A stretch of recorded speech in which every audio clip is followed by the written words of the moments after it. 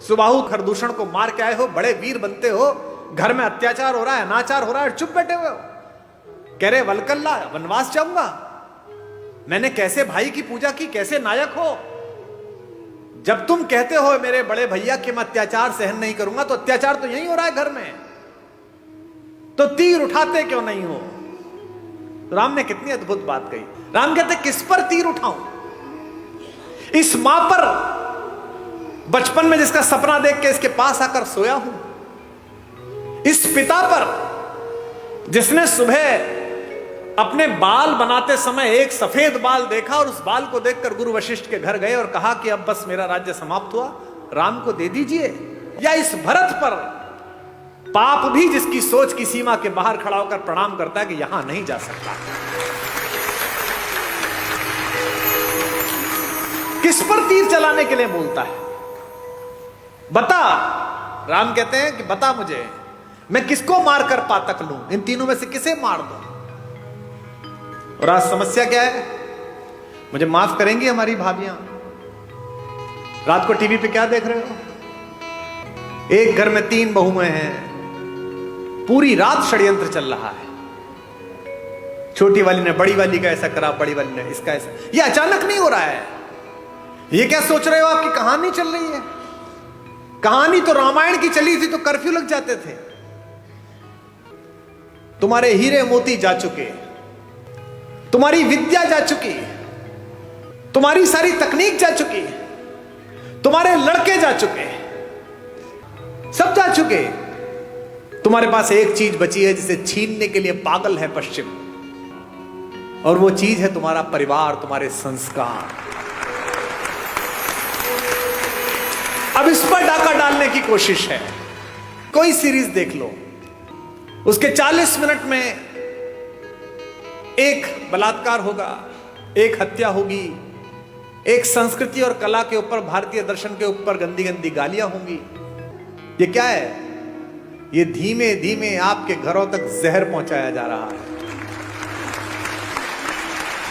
क्या दिखाया जा रहा है आपके सीरियल में, एक लड़का है घर में, वो लड़का चरित्रहीन भी है, वो जिससे उसका विवाह हुआ उसके बाद भी किसी से प्रेम में है, वो जिससे प्रेम हुआ उसके बाद तीसरे से भी किसी से प्रेम में है। उस परिवार की दोनों महिलाएं उससे विवाह कर चुकी हैं। आप में से किसी ने ऐसा घर कहीं देखा है? ये भारत के घर नहीं है, एक परिवार में भी ये संस्कार नहीं, लेकिन ये डालने की कोशिश की जा रही है कि ये सही है। राम को त्रैलोक्य में सौंदर्य के पहले 5-10 नाम में आने वाली रावण की अनित्य सुंदरी बहन सूपनखा प्रस्ताव देती है कि जंगल है, कौन देखेगा, मुझसे प्रेम कर ले, विवाह कर ले, और ये तो वैसे भी बिना मां बाप के तेरे साथ आई है तो सब निभा लेगी। राम कहते हैं माता मेरा विवाह हो चुका।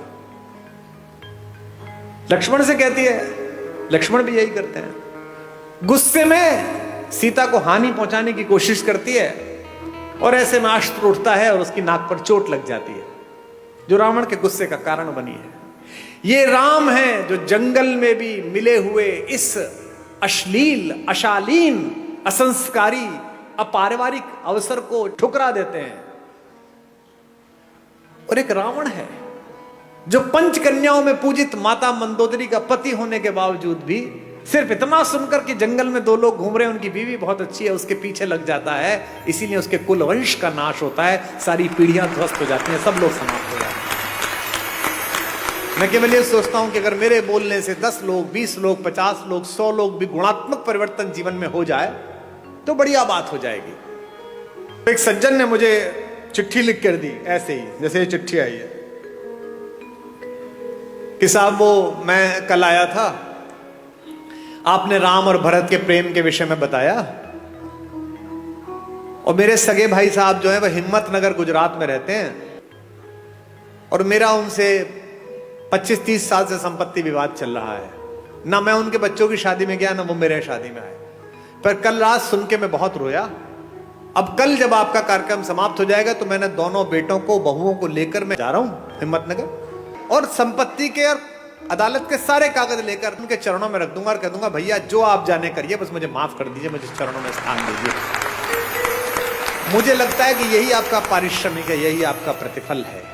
जिस समय आप दूसरे में ईश्वर देखना प्रारंभ कर देंगे, उस समय ईर्ष्या, कुंठा, बेईमानी, दुष्टताएं सबका विलोप हो जाएगा।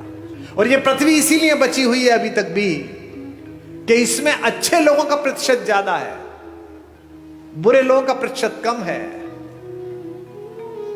हमारे एक शायर का शेर है कि दुनिया नफरतों की आखिरी स्टेज पर है, इलाज इसका मोहब्बत के सिवा कुछ भी नहीं।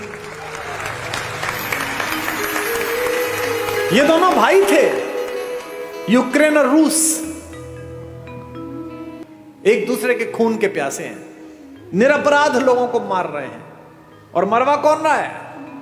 वो बाहर बैठा हुआ एक आदमी, वो यूक्रेन से कह रहा तो चिंता मत करना, हथियार कितने में मिलेंगे तू जारी रख। ऐसे बहुत लोग मिलेंगे आपके परिवार में बाहर खड़े हुए, जो आपके बच्चों को, आपकी बेटियों को, आपके बेटों को आपको सिखाएंगे कि घर में लड़ाई है, जारी रख, मैं तेरे साथ खड़ा हूं। वो अपने साथ खड़े, आपके साथ नहीं खड़े हुए। जो भी व्यक्ति ऐसी बात करता मिले कि चिंता मत करना, मैं तेरे साथ खड़ा हूं, अपने भाई के खिलाफ हो जा, बहन के खिलाफ हो जा, मां के खिलाफ हो जा, समझना कि वो आपके साथ नहीं खड़ा है। क्योंकि जो आपके साथ खड़ा है वो कह रहा है कोई बात नहीं, थोड़ा नुकसान फायदा चलता रहता है, राम से सब छिना लेकिन सब मिला। इसीलिए मैं बार बार अपने सत्र में एक बात कहता हूं, महत्वाकांक्षा खूब रखिए, लालच शून्य रखिए। ये जो आपके पास है, इसे जब तक पर्याप्त मानते रहोगे तब तक खुश रहोगे। जिस दिन दूसरे के पास जो है उसको प्राप्त करने की कोशिश करोगे, उस दिन कष्ट में आ जाओगे। टेलीविजन पर क्या विज्ञापन आ रहा है? ये दो भाई बहन बैठे हैं, ये एक मामा जी बैठे, एक माता बैठी है। इनमें प्रेम की क्या कमी है भैया? 2 शताब्दी से ज्यादा का प्रेम है दोनों का एक दूसरे से, भैया बहन का। हमको क्या सिखाया जा रहा है? रक्षाबंधन से 5 दिन पहले एक डायमंड की कंपनी आती है, वो कहती है इस रक्षाबंधन बहन को ये हीरा दे दो। हमको क्या सिखाया जा रहा है करवा चौथ पर? ये डायमंड दे दो। यहां तक कि घर में हम कौन सा कुकर खरीदे, इस पर भी प्रेम। जो बीवी से करे प्यार, वो इस फला कुकर से कैसे करे इनकार?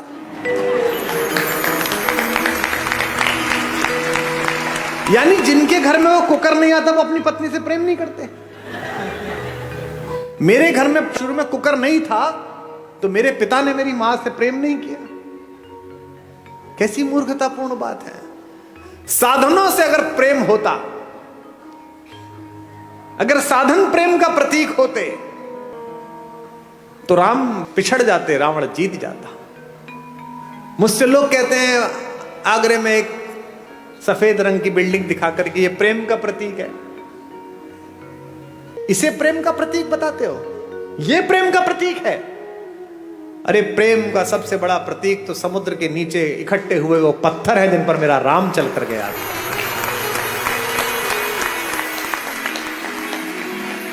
राम ने कहा है ऐसी की तैसी इस पर्वत की, ऐसी की तैसी समुद्र की। अगर मेरी प्रेमिका, मेरी पत्नी के बीच में कोई आया है तो 7 समंदर पार छुपाओ, उसके घर में जाके मारूंगा। ये प्रेम है, इसे प्यार कहते हैं। प्रेम साधन पर कैसे निर्भर हो गया? महिलाएं एक दूसरे से पूछती हैं इस बार करवा चौथ पे क्या दिलाया, इस बार एनिवर्सरी पे क्या दिलाया। नहीं, उपहार देने चाहिए, लेने चाहिए, अच्छी बात है, पर इससे प्रेम कैसे जस्टिफाई हो रहा है? कोई ज्योतिषी बता सकता है कि इस वाली शादी में इतने कैरेट का हीरा दे दो, इसके बाद तलाक नहीं होगा? बता सकता है? नहीं बता सकता। लेकिन अगर माओ ने बेटियों में संस्कार डाले हों कि जिस घर जा रही हो उस घर में जो मां है वो भी मां ही है, अगर पिताओं ने पुत्रों में संस्कार डाले हों कि जिसकी बेटी इस घर में आ रही है उसका उतना ही अधिकार है जितना तेरा इस घर पर अधिकार है, तो हीरे की जरूरत ही नहीं है, घर ही अयोध्या बन जाएगा।